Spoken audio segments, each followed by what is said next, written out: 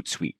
So once you get past just using Facebook, Instagram, Twitter directly, and you want to have a social automation tool, unless you have a reason to choose another one, Hootsuite is the top dog. It's the best one out there. It's definitely the one to start with.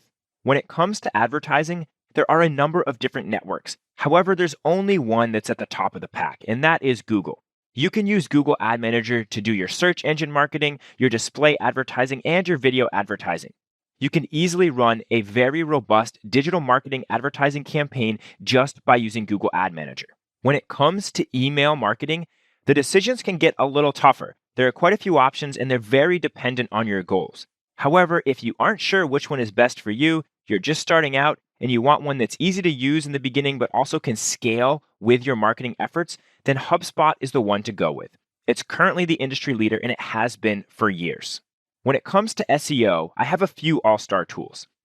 Ubersuggest is the best free tool for doing keyword research. There's no reason not to use it.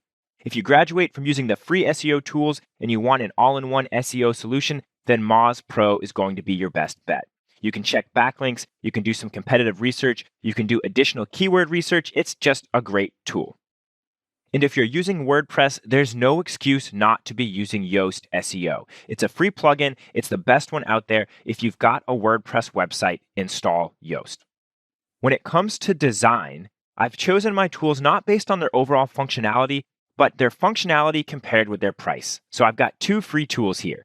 GIMP is your Photoshop tool. You can use it for all of your image editing, some of the advanced stuff that you like to do, and if you just want to go in quickly, edit the saturation of a photo and maybe crop it, then Canva is the tool for that.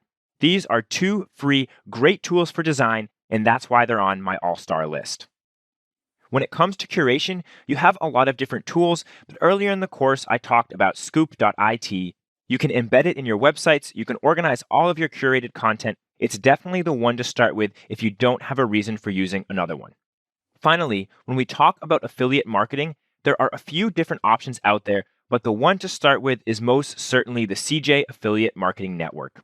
So this is my all-star list. All of the tools I've mentioned in this course have good reputation, have stood the test of time, and will be valuable for marketers.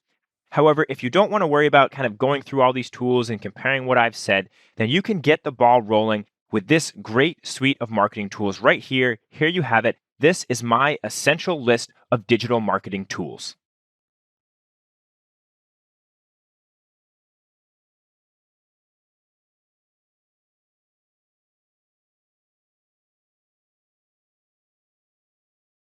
Thanks for watching the Digital Marketing Tools course.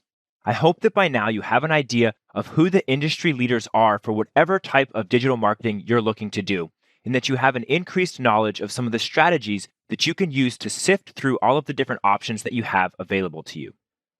I'd like to leave you with a few tips as you move forward with your marketing efforts. First of all, always remember to focus on the return on investment. Our marketing efforts are null and void if we can't produce profit at the end of the day. I find that sometimes it's easy for marketers to get wrapped up in clicks or lead generation or how big our email list is. Well, none of that matters if we can't produce profit, so don't forget about that.